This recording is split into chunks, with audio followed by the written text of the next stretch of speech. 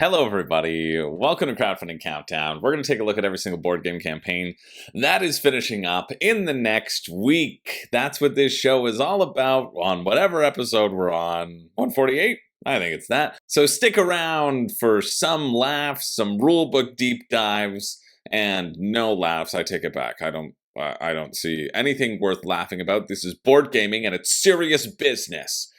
And one such serious person, I want to give a huge shout out to my newest patron, Melinda. Thank you so much for jumping on board, supporting the channel. It means the world to me. It really, really does. I feel so grateful and so blessed for all my incredible patrons out there. If you're current, if you're past, I love you so much. And so many people reach out to me when they're like, okay, hey, I can no longer afford to support. And I'm like, that's totally cool. Like, I really appreciate the support when it happens, but never spend beyond your means. And that's also what this sort of show is about. We may see thousands of new board games. We're over 2,000 at this point, and not all of them are worth spending your money on. In fact, most of them aren't. It's fun to know what's happening, but save your money. Don't spend beyond your means. Enjoy the games that you have. And if you feel like picking yourself up a little treat, well, make sure that you deserve it. So huge thanks to Melinda and to all my patrons. Thank you for supporting the channel. I really, really appreciate you. With that said, let's get into the week with such age-old questions as who stole my cheese? I mean, we try to look at everything here. We do have DC United coming up, so at least there's that for this week. But otherwise, the pickings are pretty slim. So let's look at whatever this one is. Who Stole My Cheese? A party game for big-eared detectives. I mean, it's got the name going for it. Do you want to play party game for dumb people, or do you want to play Who Stole My Cheese? The answer should be obvious. Well, that was an adorably heartwarming video of a bunch of kids just having a jolly good time lying to each other. I like stealing your cheese. No, that sounds worse when you have a deeper voice than me. Hey there, I like stealing the cheese, don't I? A new fun-filled furry family game, yes. No, I take it back. Sneakier than the traitors. Snappier than the traitors, because werewolf is just the traitors. Cheesier than Cluedo. Well, that makes sense. By Gunpowder Studios. We're going to finish with Gun Tower Studios, and we're starting with Gunpowder Studios. That's not a joke. A thief, a cat, and 6 innocent mice enter the room. So it's there's some sort of werewolf. Let's put those big ears of yours to good use. Are you sharp-eared and smart enough to sniff out Pinky the Cheese Thief among you? Or will you be responsible for the tragic mouse carriage of justice as you banish innocent mice from the clan while Pinky remains at large, stealing all your cheeses? 8 lovable little critters. Okay, tell me how to play. I like the box. It's 19 pounds, so it's 34 Canadian, so after shipping it'll probably be like $50, so you better be good. Social deduction, 4 to 8 players. 8 characters, 24 delightful wooden cheese wedges, and a set of rules. Traders meets werewolf. So werewolf meets werewolf. But the thing that I'm intrigued about this, that I'm hoping is interesting, is that they say you have to listen. Because so many games require you not to listen. I feel like if you're playing like One Night Werewolf, for example, that kind of breaks the game. And so if part of the game is being silent, and that's baked into the rules, I think that could be a really nice twist on a social deduction game. Illegally tested on children. That's what they're saying here. That it was tested upon both animals and children without any regard for their safety. Oh, the Crystal Palace Scout Group. We never knew you. Okay, I really would. I want to play. Please tell me how to play Who Stole My Cheese. Catch Pinky. Pinky the cheese thief is stealing all the cheese. Catch him before he steals 5 chunks of cheese and wins the game. Who's the thief? He's the thief. Want to use Pinky. You take a card, you take 3 pieces of cheese. Choose one of you to be the squeaker, so the moderator. Okay, so Pinky steals a cheese. Spud moves a cheese. Everyone opens your eyes. So then you talk, and then you choose to murder someone. The player receiving the most accusation loses one of their 3 pieces of cheese. If it's their last piece of cheese, they're out of the game. Oh, okay, all right. If it's Pinky, the mice win. If not, Pinky survives. I don't quite understand. Spud and the mice win? But then why is Spud? I don't understand. What can Pinky do? What must Pinky take a cheese? Is if you have 3 cheese, and I'm Pinky, and I just take a cheese and put it in front of me, and then Spud opens their eyes and they see that someone else has 4 cheese, but I guess I can put the cheese in front of anybody, right? Steal a cheese, it must be that I can put it in front of anybody. So you just put it in front of everybody and be like, okay, they took a cheese. And they say, it's, well, in no right mind would I just take a cheese if I'm Pinky right away. I wouldn't take the cheese, and Spud would have moved it out of my way. So it's not me, and then the next night I win because I'm Pinky. I'm like, hey, oh, I took my 5th cheese. Feels like it's too quick. Reinvented for younger detectives. Maybe it works for kids. I mean, the kids seem to be enjoying it that much. Where is the shipping? Why is the shipping not here? It's the 6th tabletop game from Gunpowder Studios, and yet there is no shipping information. That's unacceptable to me. Well, unfortunately, it feels a little bit half-baked. There is no shipping information, and there is no additional information on how the cheese works, because as it stands right now, it doesn't seem that exciting. It seems like it could be broken pretty easily. But if that interests you, I mean, the kids kind of sell it pretty well, and maybe they are less discerning. That finishes Wednesday, July 31st at 2 p.m. Let's move as quickly as we can. Okay, we can go through this one quickly, because I have covered this a couple times. This is Small City Deluxe Edition. Get out of there. Arcologies expansion. Develop your city and be the first to build your arcology to conquer space and win the game. Small cities, I've covered this before. You can go back and look up in the Crowdfunding Countdown sheets to see where it was. Actually, I'm going to do that right now. Small City first happened in March 29th, April 5th of 2022, I think. That's what it seems like. 2 years ago. That was the first time we covered it.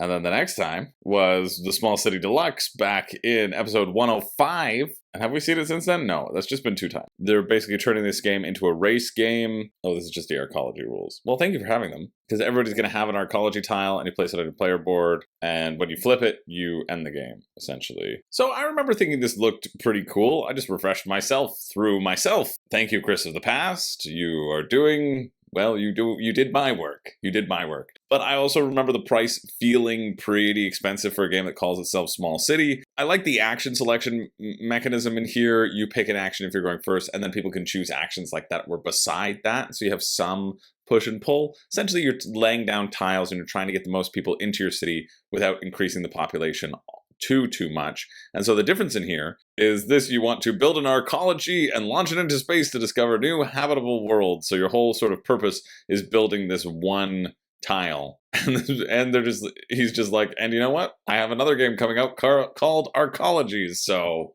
this is a good promo for that. Bunch of different modules for this. This isn't something that you would ever need. If you didn't have the base game and you didn't love it. If you were to get everything in the base game and all the expansions, it would cost you $175. And for that price, I could just play Suburbia and have myself a really great time. But if you're a big fan of Small City and you missed this somehow, well, check it out. The finish is Wednesday, July 31st at 6:59 p.m. We're going to move over to Gamefound. One thing, good job, Gamefound. Gamefound finally has an ending soon filter. So if you want to go through what's actually crowdfunding, what's on the pledge manager, even though there really is no difference, well, I guess there is some difference because they charge you. That's one of the differences. And 2, some of the exclusives are timed for when the campaign is running so that they can lock in your funding so that they know they can fund it, and then they can just stick around and be open for pledge managers and then charge people that extra $10 for the figure that you never need. But good job, Gamefound. Way to go! I've been asking for that for 4 years. I haven't even been doing this for 4 years, but it felt like the right number to say. So we're going to move on to Agape, which is certainly that and not Agape. This is your first day at Agape, the love agency? Okay, sorry, I did not look at this whatsoever, but now I'm very interested, especially because it hit its funding goal and no more. 1,800 euros, 1,826 cents. The boss is very demanding. After all, love is not a game. Will you prove to be the most capable in the art of making love blossom? Wow. Observe the details, listen to the customer's requests, develop your strategy, sharpen your wit, but above all, open your mind and heart. Are you ready to prove you're the best new recruit at the, I think it's Agape, and I think you know why, the Agape Love Agency. I guess we'll see what this one is. Okay, this is like just a simple card game that is trying to get your interest by having naked people on the cards. They want you to open your leg, your heart, or actually both, and buy this thing, which there are sort of 3 objectives that you have to meet. I guess those are sort of shuffled up. In this instance, if they're the same identity, the same height, or if they have different hair, that makes a perfect couple. This is the age-old truth that I have not been following, because all three of these are wrong for myself and Renee. We have the exact same haircut. The same hairstyle. We are not the same height. And we do not have the different identity because I identify as a troll. But I mean, like, how much are you trying to charge? You know what? 15 bucks Canadian, that's not a bad price for a Kickstarter or Gamefound card game. It's below the going rate for a funny card game. And I think this does qualify as a funny card game. I know they're not telling you to make things. It's just a regular card game, but they're trying to hook you in and blind you that there's a real fun game here when it's kind of just a gimmick. But there you go. What can you do? It's on Gamefound, and it finishes sometime when on the 31st? The 31st at 6:59 p.m. Also finishing on the 31st at 10 p.m. is DC Heroes United, which I know you all wanted me to do a 5 reasons you shouldn't back. I heard a bunch of people asking for it, and I really need to know, like, should I have made a designated video on this? Because I have 2 on Marvel United, why you shouldn't back them, and it's the same. Like, it's the same game. I could have just reskinned it and then dubbed over and said DC anytime it said Marvel in the video, and probably it would have held true. So, like, legitimately, please let me know if you were bummed that you didn't see a designated 5 reasons video, if you felt the pull. I also felt that this didn't hit the goal as, like, rapidly as other things have. And really the number one, the only thing that was going to be different, and I almost just made a solo video like this, but I didn't, it was going to be, you have enough Marvel United. You have enough of it. You don't need any more. You really don't. And that's what the whole video would have been. It would have been me shouting at you that you have too many boxes already. You do not need more than a calyx full of Marvel United. You don't need that. And you don't need to add DC United to the mix. You just don't. Oh, will Superman have the exact same cards as Captain America and you won't notice because you never pull out those decks to play with them because they're hidden under mounds and mounds of plastic that you've never touched? Probably. You know, how much difference will there be? That is what we will find out when I get back to this video. But I mean, like, come on, you don't need it. That would have been the video. That would have been the full video. It was nice. Come On contacted me, and they actually asked me if I was interested in doing like a preview on this, and I said no, because I already know I don't like this game, and it will not be favorable. But they might be sending me some other stuff down the line for me to review some of their stuff that comes straight to retail, which I'm excited about. So, you know, they took it nicely. I was like, listen, it's gonna be a bad review, and I'll probably still do 5 reasons you shouldn't back on it. And they were like, well, that's fair. Maybe we'll take a pass this time. I was like, yeah, I don't want to play this. I don't want to play this the amount I would have to play it to do a review, because I already know that I don't really like the system. It's not a good system. But it's gotten better. Apparently, it's gotten more interesting over the course of time, or that's what everybody with a large collection says, so that they can justify the boxes and boxes on their shelf. But we're going to take a look at this. I'm going to see if there's anything different here. I really will be excited if there is, like, anything different whatsoever, other than the different minis. And now DC fans can enjoy very basic gameplay as well. So, you know, equal opportunity. But I have to leave, so I'm going to do that when I get back. Which will be instantly for you all, but I just miss you, so I want to be back talking to you, and I gotta go instantly. Goodbye. So let's check it out. I've entered my villain era. So nothing has changed. I feel like the Joker here, or Come On might have become the Joker, because this is insane that people are still buying more of this. It's the same game over and over and over and over and over again. There's with like slight variability, and then as a hero, there are only so many permutations of cards, and you're getting them, the same heroes, over and over again. For $90 Canadian, $65 US, where if you wait, it will be cheaper at your local Walmart. I got Marvel United for like 20 bucks Canadian. Just the base set. And I realized it wasn't for me. And this is when I was frothing at the mouth, thinking this is so cool. Everybody's buying this. It must be an incredible game. You have your card, you play your card, and it will have 3 symbols on it. And you get to do one of those things. Move, punch, or punch in a different way with a heroic feat. And then whoever goes next gets to do what you did. And so it does feel a little bit cooperative. And then the villain responds under pressure. So the villain's behavior is the thing that makes it a little bit different, but it's always around the same system of clearing these 3 things. And then you balance those things because when you remove one of them, the villain changes. And so the obvious strategy is, hey, don't do that one thing until you can complete both at once. And then you activate the ability to deal damage to the villain to kill the villain. That's just how it happens. This is Z's #1 game of all time. Oh my gosh. Number 10 for Tom, 17 for Mike Delicio, People's Choice 26. I don't get it. I don't get the hype. I just think it is completely boring. I did not have a good time with this at all. I think all the sculpts and the chibi sculpts are awesome. I think they're great. And I like the characters here. Cyborg, Aquaman. This might be a nice little first set. You have the Joker, Darkseid, the Cheetah, or Lex Luthor. But you don't have the dual villains. We have the anti-heroes in the X-Men. I think Marvel United X-Men is the best core pledge that you can get, or the best core box that you can get. If you're interested in picking this up, I would try with that one and then see. Rulebook, I mean, I guess I look at it. I appreciate it being there. I don't think anything's going to be different. Villain turn, activate BAM, special effects, thugs, draw, play card, resolve effects, location effect. Yeah. Nothing is different. Missions, maybe? 9? Hero damage? KO? No, I don't think so. Oh yeah, the missions, that's just the 3 things that don't change and are the same. I just don't get. Well, you can get the Teen Titans expansion with more of the same, just different sculpts. Beast Boy, not even halfway through his transformation. And of course you had to have a big mini to make you feel good like you're getting a Galactus sort of thing. A 5 out of 5, Alex. Well, Alex is saying that it is far and away different from the very first Marvel United, which is the only thing that I've played.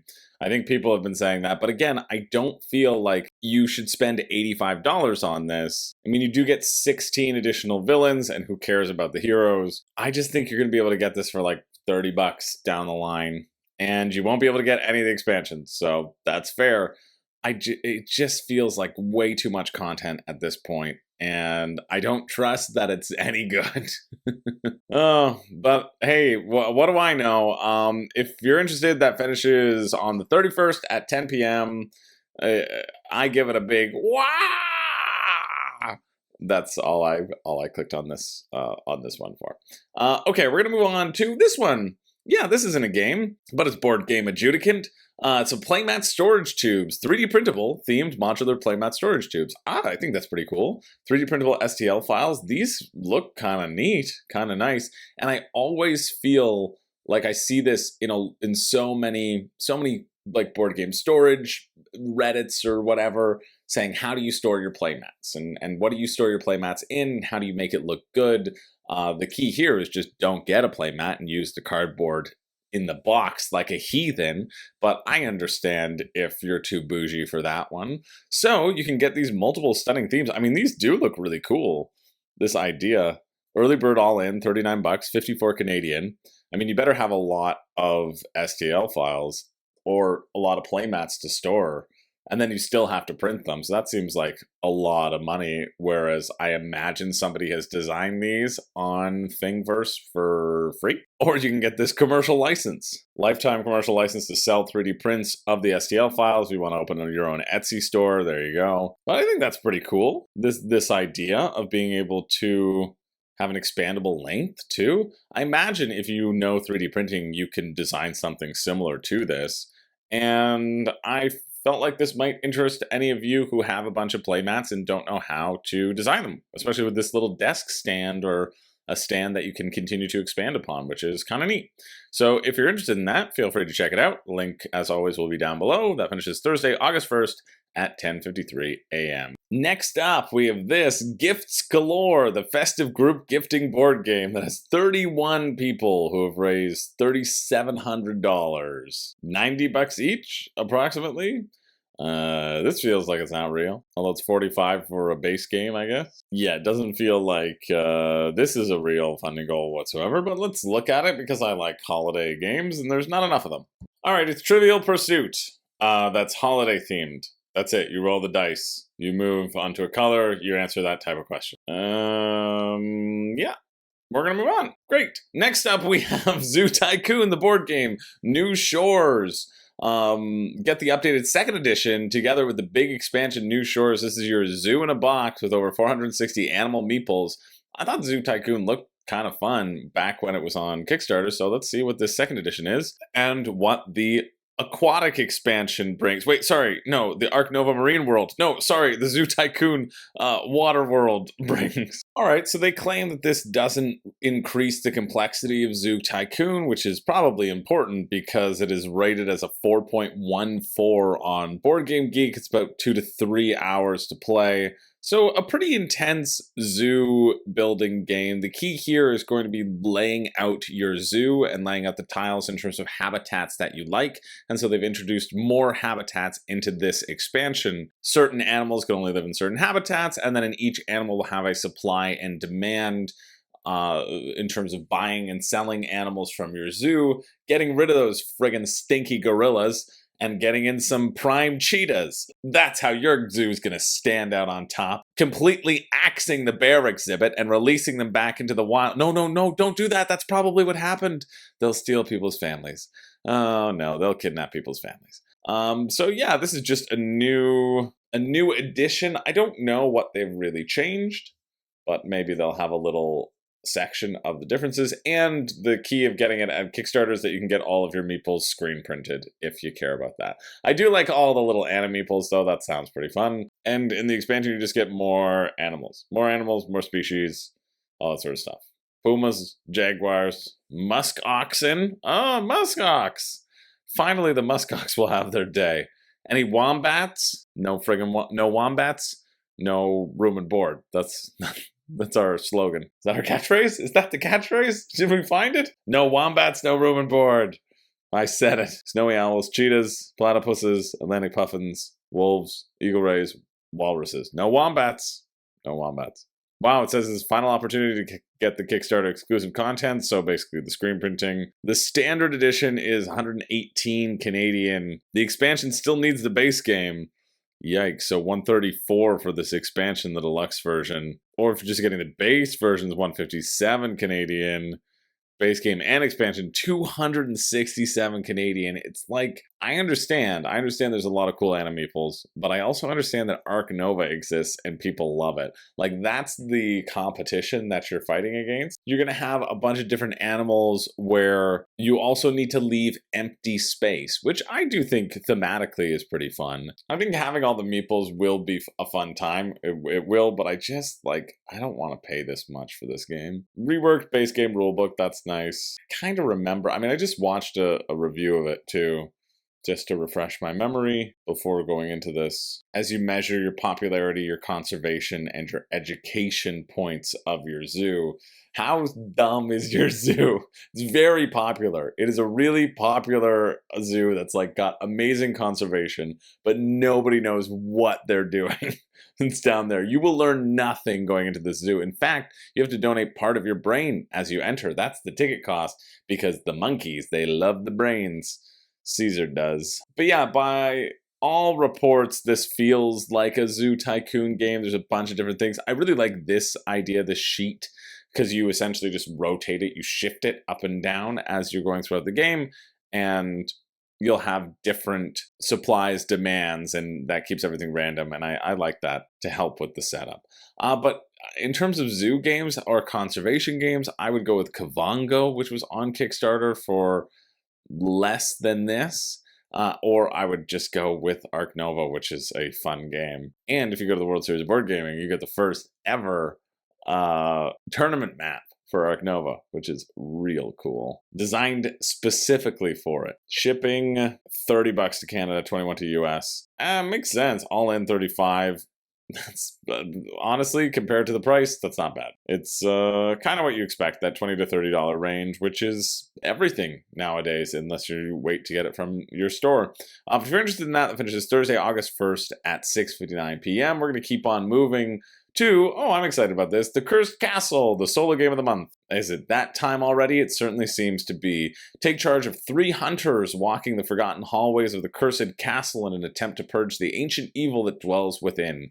Each round, you'll roll, manipulate, and allocate dice to overcome traps, defeat armies of minions, and vanquish deadly overlords. As your party progresses, you'll uncover powerful artifacts, learn new skills, make game-changing combos to delve deeper into the castle to break its evil curse. But beware, building up your heroes is easier than preserving them in this brutal adventure. Yeah, the solo game of the month is going for a dungeon crawl. Let's see if it hits it out of the park or falls and trips over its own sword. Like Delicious in Dungeon. I watched the first episode of that recently because somebody was like, oh, it's the anime. Well, I was on a list. It was on the same list as like Freerun and Solo Leveling. And I was like, okay, well, it must be good. And it friggin' sucked. Sucked. So boring. So bad. Why would anybody watch past the first episode? I have no idea. Anyway, I hope it's not like that. Even that video felt uninspired. Let's see how it played. 4 dungeon decks with 21 cards, 5 hero cards, 7 boss cards. There's your variability. Gameplay. Roll dice. Okay, we rolled them. Now what? Use abilities to manipulate dice to activate skills and attack enemies. So we have dice that hit on 1, 2, and 3, and what happens on 4, 5, 6? Survive the dungeon and defeat the final boss to win the game. Oh, okay, perfect. Yeah, I'm gonna buy that. How? What a great explanation. Oh, the game includes 4 dungeons that each take 30 minutes to play through. That's what I thought. You win if you defeat the final boss at the bottom of the dungeon deck. You die if you lose. No, you lose if you die. You get corrupted or go insane. Yeah, I guess that is right. You do kind of lose if that happens. Well, unless you get corrupted, because a lot of people win when they get corrupted. Because that's how our world kind of works. Pick 3 heroes, get their equipments, 3 white dice, 3 black dice. Roll. So you draw your cards, you roll the dice, and then you use your dice to activate abilities. Okay, you roll your monster dice to see if all the monsters activate. Okay, so the ability cards have 2 things. The first is to give you a cube, which will come into play, I think. And that's if you match the number of pips, you gain a red cube. And the second action, you can activate it even if you don't do it. A die that matches the indicated number on the card activates both actions. Oh, the second action, I assume, is the action on the card. It doesn't say that, but let's hope it's the action on the card. Yeah, the second action can be activated by any die, no matter the number. Great, what is it? Not going to tell you, but we're just going to... And then the die that matches the indicated number on the cards activates both actions. Which are the 2 actions? Still not going to tell you. Never will tell you, actually.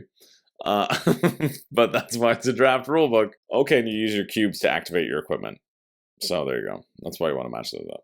All right, so you chain things together, and even if you use it on an ability card, you can then chain to the dice to reroll to use it for something else. So I think that's a potentially a fun thing or an interesting thing with all your combos. And then you just make your way. There's a lot of different terminology. You make your way through. Oh yeah, boss fights. Let's see. When the final card is drawn, you have to overcome it, and you win the game. To defeat a boss, you must fulfill all the cube and skill requirements on this card. The judge, 1 yellow, 2 blue, 2 red. You can add a modifier to it as well. Ability, roll the red die and add it to your pool. Is there a red die? I don't think there is. There were just 3 white, 3 black, right? Oh yeah, there's 1 special red die. All right, so it's this big old little dungeon crawler. Big old little, yep, that's what I said. $33 Canadian, $24 US. A decent price, $5 shipping as well. The shipping on these have always been great. I don't think this one gets me as excited as the other solo games. But if you like the theme and you like kind of just combos, dice chaining together, that's the feel that it's going to give you, right? Chaining those dice together, having yourself a jolly good time, rolling the dice, hoping to get a 1, and then using that to do something and modifying and manipulating and trying to work your way through. I think 20 strong would be a better choice than this if you're going through wanting to fight wave after wave of baddies. I think 20 strong seems more fun. But if you're interested in that, feel free to check it out. That finishes on the 2nd of August. Ooh, time flies, 1:59 a.m. Moving along, I'm very excited to check this out. We have Catacombs Fortress of Nazemore. Fortress of Nazemore is a new standalone core box that expands Catacombs 3rd edition. Also offered in a smaller expansion-only version. Cool, okay.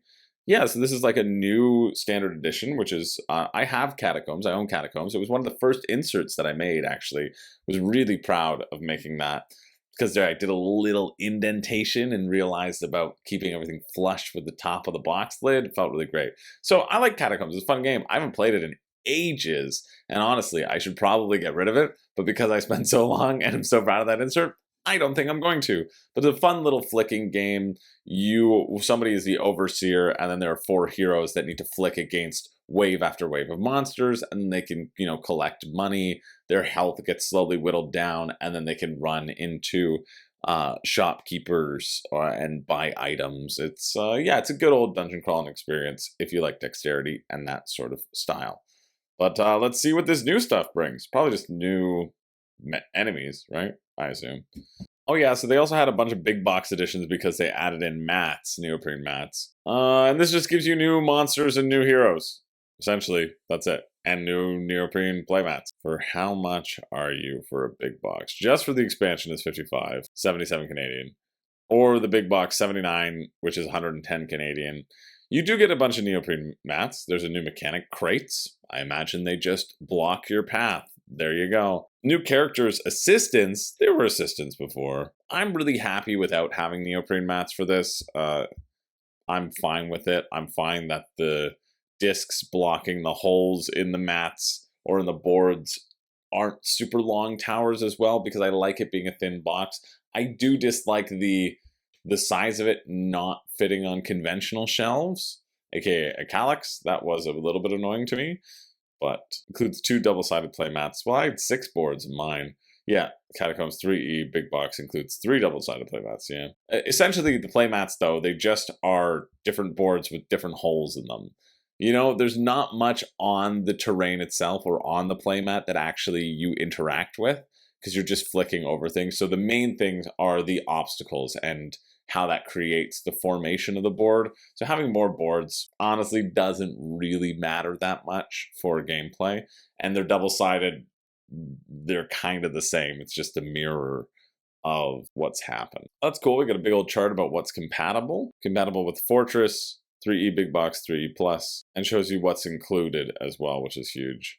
I think I added something to mine as well. I think I added the Wyverns of Wylamure. I got that off Kijiji. Somebody's getting rid of it because I wanted more Catacombs content. And I think I'm good. I don't think you need a bajillion things of content. These heroes do look fun just by their art style, but there's only so many things that your heroes bring to the table. Each hero has sort of a base stat of how they attack. How they attack is usually like, for the rogue, you can dodge and then attack. So if you hit somebody on your first flick, it doesn't actually do damage, but you can move that to get in close, attack, and then run away, right? So you're doing multiple flicks at the same time for your move. I think it's probably too expensive to get in this big box format. I don't think you need it. I think if you find it at retail, I think that's probably a better bet, especially US shipping is $19, Canada $17, but you're still paying like $120 for this, whereas I think, well, Renee got it for me for a present for Christmas one year. This is also our Prime Minister's apparent favorite board game, or maybe it's just the only Canadian board game company that he found in his quick Google search. Who can say? But yeah, I like my sort of retail copy, and I think that was like 60. Catacombs, 3rd edition. All right, 79, 77, 78 bucks. So with tax, like $90. Still have to pay tax on Kickstarters, though. At least you do in Canada. So if you wanted the neoprene mat, it would be, plus your shipping, like $130 Canadian. So you're paying an extra $40 for the deluxified sets, essentially, which, I don't know. I don't think you need it. But again, you know me, I don't think you need a lot of things. And I know you all will say something against that, but that finishes Friday, August 2nd at 4 p.m. Moving along to Mythic Menu, the oddly delectable card game. Prepare for an epic fantasy cook-off. I don't have high hopes for this Goblin Nana or Phoenix Egg, but let's see if the Grandma Goblin has anything delicious to eat off of her. Starch Goals is funny, and so is Count Spatula. Alright. But I think this is going to be a fairly basic card game. There are 5 ingredient cards dealt to each chef. The judge will choose a recipe. They describe their request to all competing chefs, but you show no one. Like this: knock my socks off with yummo.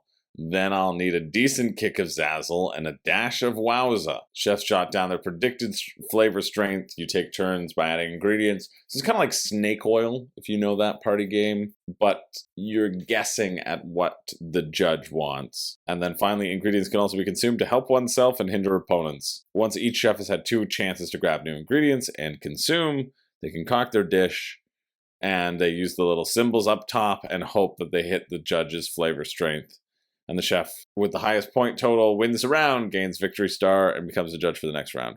First chef to gain 3 victory stars is crowned the champion of Culinaria. So you have to have one little moderator. It's not that bad. It's kind of a guessing game, though, based upon what the chef is asking. I don't see why the chef, or what incentivizes the chef not to just tank it.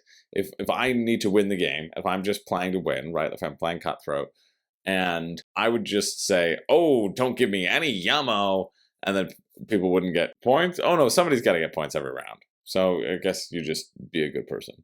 It's $20. $20 for the game. That's 28 Canadian, and 22 shipping. That's still 22 to Canada. I'm looking at the 13 to Canada, and I imagine it's similar to the US. 6 to the United States. Everywhere else seems to be like 22. It's $26 for this.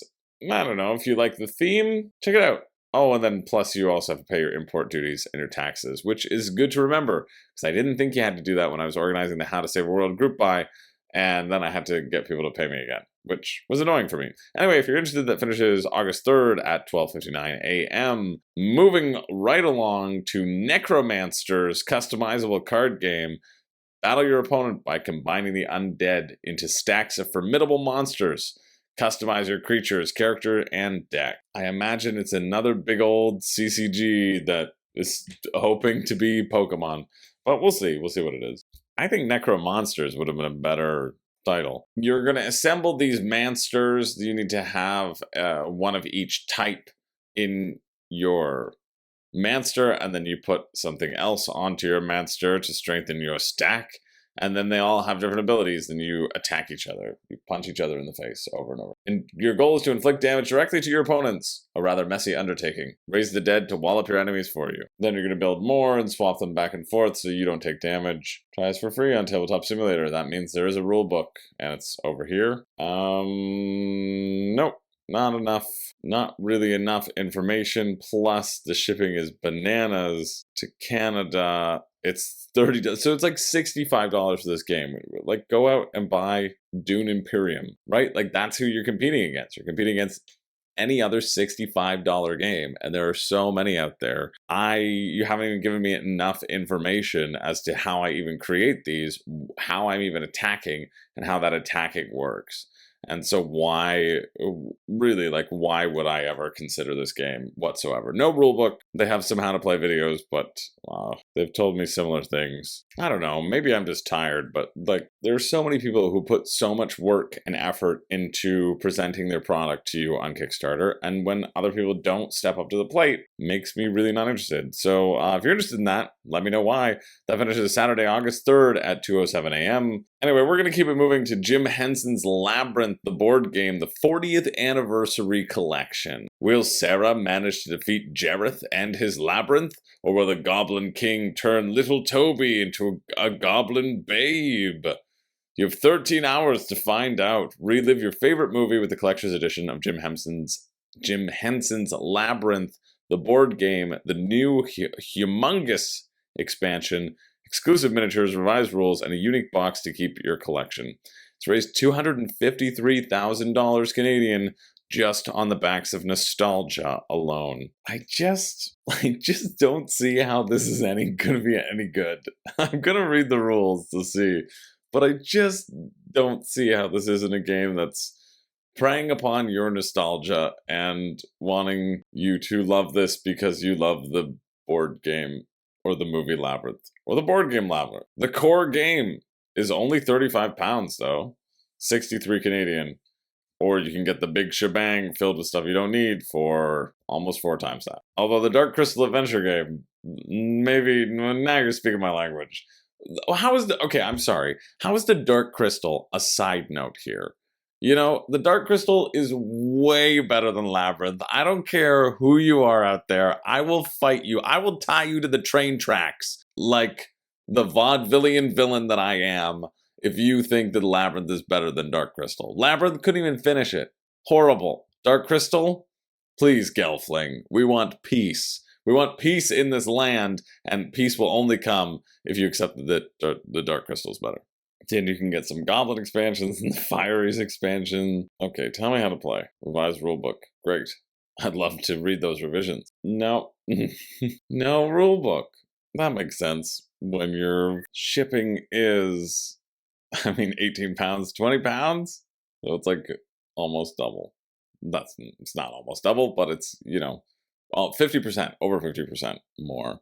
So it's 65, it's really 90. Maybe I watch this thing?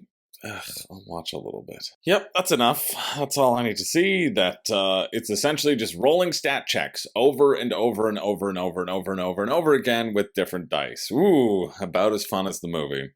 Ugh. Stop making things that aren't fun. Jeez. I don't know, but hey, if you like it and you like just rolling dice over and over and over again and you want to think about Labyrinth and that brings you a lot of joy, well, then this might be a good purchase for you. That finished on the 5th of August at 6 a.m. I think your money might be even better spent on these furry beauties. Just another glimpse into the beautiful world of Kickstarter STLs. There's at least one of these a week, and I never show them, but, I felt like showing this now. But let's actually move along to our last day of coverage. We've got Burgle Bros 3 Future Flip. The crew is thrown into the future and must pull off a grand heist up against new high-tech security. Now, I'm quite excited for this to check this out. I had heard great things about Fowers Games. Burgle Bros won the best co-op deathmatch way back when, beat Cthulhu Death May Die. And I really have enjoyed Run. That's the only game of Fowers Games that I've really tried, and this makes me really intrigued to see where they're going with Burgle Bros 3. So don't let me down. Or do. You can do it. It's okay. They're not all bangers, but hopefully this one is. Well, that told me nothing. But the Burgle Bros are back for a cyberpunk heist. After a dynamite-induced mishap, the team is propelled to a future dominated by AI and oppressive corporations. So, the present. They'll use their old tricks, as well as some newfound skills, to infiltrate and take down these corporations from the inside. $49. Oh, I like that price. Yes. 2 neoprene playmats, large canvas bag, 9 characters. Cool. You can also get an overpriced poker deck. Not as cool. Want a free poker deck? Oh, this is how you get this inflated price for free and incentivizes you to do it. Share something about Fowers Games to a friend or on social media and tell us about it, along with your backer email. We'll send you a free poker deck if you pledge for a tier that includes Burgle Bros 3. Great, so everybody gets a free poker deck, because of course you can do that. You have a friend, don't you? I want to click on the Burgle Bros basics before I learn about these new mechanics. You can choose to be in disguise or not. I like that. Double-sided room tiles to make building layouts more intelligent and dynamic. Cool. Workers that you manipulate for information or frame to take the blame. Cool. Share and link program cards to defeat firewalls. Are you everything I hope Burn Cycle would be? I hope so. Let's look at the basics, though. You have 3 floors. You have 3 floors of safes. You want to get the safes and get out before you get caught. You won't know the layout until you start exploring. You can choose to peek at adjacent tiles before you move there, the safer option. But that means you won't be able to move as far on your turn. And so it is that give and take of, do I explore? Do I look? You just boldly and brazenly just push on through. I think that's what you do. A guard on each floor moves around the building. You always know the guard's next destination, so you can stay out of the way. And if you don't, you'll lose precious stealth tokens as you press yourself flat against the painting and turn into a fountain so that nobody knows where you're coming from. Okay, you start the game in disguise. Oh, this is the new mechanics. Okay, I thought these were old mechanics, but they're not. You can have 3 actions per turn if you're in disguise, which helps you avoid detection. Or you can switch into your gear at any time, which gives you 4 actions per turn and a one-time special move. So immediately, that's when you do it. You do it immediately. Okay, this is cool. You can choose which side you want the tile to be on when you pull out the tile from the bag. So you're just pulling them out from a bag, gives you a little bit more flexibility, more variability, and you can choose what is going to be more beneficial for you as you move through. I like that addition to the puzzle. And you can have these little keypads which make it easier or harder to pass through things. There's always staff on site, so workers can be moved around and just trigger different tiles. Sure. During setup, a set of tokens will be randomly distributed on each floor. Those tokens include the position of the safe and the stairs to get in between floors. They also reveal mods that either positively or negatively affect the tile that they're on. Additionally, some of these tokens will reveal ice that can really ruin your day. Some ice might change the rules of the game, such as preventing peeking. Other ice might put a timer on players, hack the ice soon, or an alarm will be placed on all players. Oh, connect the colors to defeat ice. That's what the ice symbols are on the side, and then you get your loot. Okay. Otherwise, a bad thing happens to you. How do you hack ice? Through program cards. These cards are cards you can draw by gathering data from workers and searching your surroundings. That's it. I mean, I wish there was a rule book, but maybe there is. Maybe there is. Okay, there's a compact edition of Burgle Bros 2. Sweet. Yeah, okay, great. Read the rules right. Perfect. It's because I jumped ahead. That's my bad. Collect the loot from each floor. Yep. Then complete the final win condition listed on your scenario card. Cool. Connect the right combination of program cards like we were just talking about. Here are the basic actions. Move. Yep. Peek. Yep. Lure, moving workers around. And search, drawing a program card. And then use, certain abilities might allow you to use. That's it, pretty much for the actions. And then there are free actions. You can charm. Okay, if you're disguised, you get to draw program cards. You can flee. You can remove your disguise. You can do your special move. You can trade. You can broadcast. But the majority of the game is just moving, peeking, luring, and searching. Just a regular old Friday night outside of a very well-lit apartment building. Move, peek, lure, search. You lure them out of their house, and then you go in and you search and you get the goods. I don't know if I'm blown away, but I kind of really trust Fowler's games. I just really trust them. If you want Burgle Bros 2, you can get it for $45. You can't get Burgle Bros though. That kind of sucks. But I do like the smaller price tag. That's nice. Does it have shipping here, or is the shipping just included over here? I'm a bit confused. I thought it said 45. Did it not? No, it said 49. Okay, I'm less confused now. So that's 68 Canadian, and then do you have shipping listed? Yes. Pretty good shipping. $13 shipping to Canada, to the US. I bet less. I bet 9. I bet 7. 9! Oh man, I'm good. It's almost like I do this for a living. I don't. I certainly do not live, but I enjoy being here with you all. So, you know, this is a benefit. So it would be 58 US if you're getting in the US. That feels pretty good for like a little co-op-y thing. It would be 62, 63, which is like 80, 85. It feels a bit expensive for me in Canada. But I don't know. I mean, I really enjoyed Run. I enjoyed Run so much that it makes me want to try more Fowler's Game stuff. Like, it was really quite lovely. And I've heard fun things about Burgle Bros in terms of its simplicity, and so I kind of have some faith in it. So if you're interested in that, it finishes Tuesday, August 6th at 12:59 p.m. Moving along to Stone Saga, a solo journaling game of dwarves. I'm not much for solo journaling games, but I thought it was kind of a funny idea. I've heard about some solo journaling games before. This one I thought might be funny because it's a solo journaling game of a dwarf who's just hitting a stone over and over. I can only assume. Today I cracked the stone. My hammer struck my chisel, and thunder emerged throughout all the mountain peaks and valleys, the caverns that were long filled with dwarves of lost lore now lay empty, and only I strike the stone. The mountain's heart, the secrets that my kin left buried for so long, the blooming quartz illuminating the caverns, and yet I chiseled on. I sculpted on. My stone, my hammer, my chisel, my arm, everything connected one and the other as I, the last living dwarf, hurled stone upon stone, pushed force upon force, and might against might. I chipped away, and I saw the dwarves of the past. I hammered and hammered, and I felt the dwarves of my future emerge.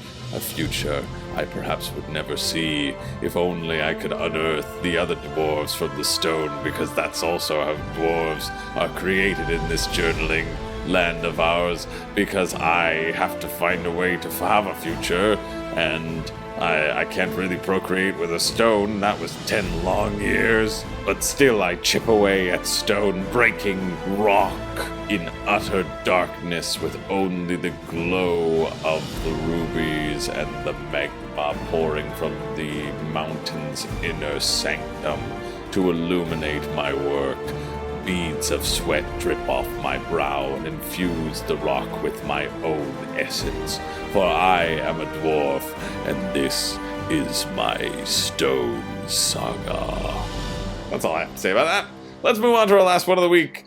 We have Pandora Celeste by Gun Tower Games. We started with Gunpowder, and we're finishing with Gun Tower, which is a gleeful love letter to sci-fi monster movies, where before you can deal with the monsters, you must first survive the ship. Now, I know how to play Pandora Celeste. Hey, where's my quote? It's somewhere. There we go. My heart was pounding in a way that it doesn't in Nemesis. Yes, because this was a race. It was a race to the finish. I did a paid playthrough with Zach, my buddy Zach. We had fun playing a 2-player game of varying goals and backstabbery. And it was a fun one. This is a game for 1 to 6 players, age 14 plus. 1 to 6, I don't know if I'd play it with 6. I'd probably play it at 4. But there's maybe you could do 6 if you get the full one. They're doing a bit of a weird thing. I don't need to download the prototype rules because I've critiqued them all, and Zach has critiqued them even more to make it the best rule playing experience that you can get.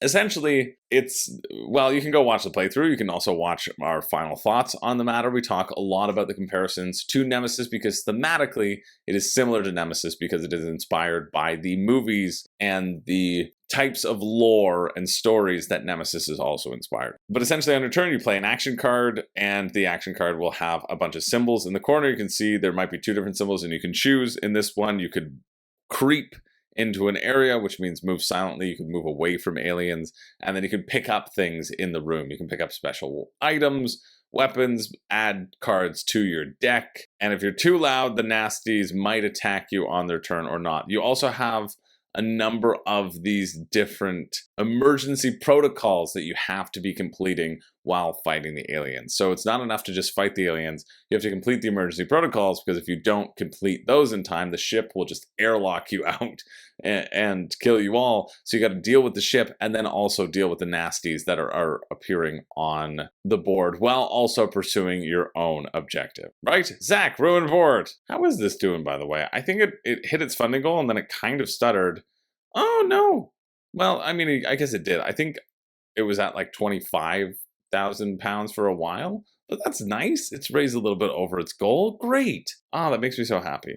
Because I think this is a fun game, and I think you should go, the playthrough was pretty fun. I also was asked recently if I think it would be good at solo.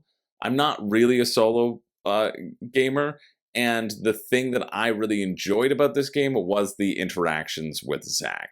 How we were pursuing different objectives, and we could kind of screw each other over. I thought that was funny. And so I think you might lose a lot of that in a solo game. I don't see there being that much of a huge puzzle if you were just going to get the solo game. Let's talk about the different games. There's a full deluxe game, which is £70 or $130 Canadian, which is a lot. And it's kind of a weird thing that they're giving you. I think I just had enough for the base game in my prototype, essentially, and you don't get to play with the back half of the ship. You don't have the cards, you don't have the engine room cards, you don't really have those additional stuff. And so you get a few extra characters and the cargo nasties and some acrylic standees in the deluxe game, which I'm having trouble deciding. It's like you would never really buy a game and then not use half of the board, right? That kind of feels like a weird locked out sort of situation. And I think that's what a lot of people have been feeling with. You can see the base game has been pledged 4 times and the deluxe game's been pledged 54 times. Oh, that's because most people did the early bird, $250. on that one. And again, 7 on the base game. I feel like the base game exists because they realize that it's an expensive game. They're like, we'll give you a cheaper option that no one's going to want to take. It's kind of how it feels. But yeah, I enjoyed my play. I felt like our play felt very wild and zany, and I'm not sure if it would always feel like that. A lot of the objectives revolve around you going to a safe, getting an item, and getting off the ship. And so we kind of picked the objectives that weren't that because they sounded a little bit more interesting. And although I think with the idea of pulling things from the ship, you then have people who are looking for the same thing, and then they're trying to fight each other over the same thing, which can lead to some drama. I was surprised by how much I did enjoy this game when we started playing the actual full playthrough, and I say that in the final thoughts, and it does feel a lot like a race in a way that Nemesis doesn't.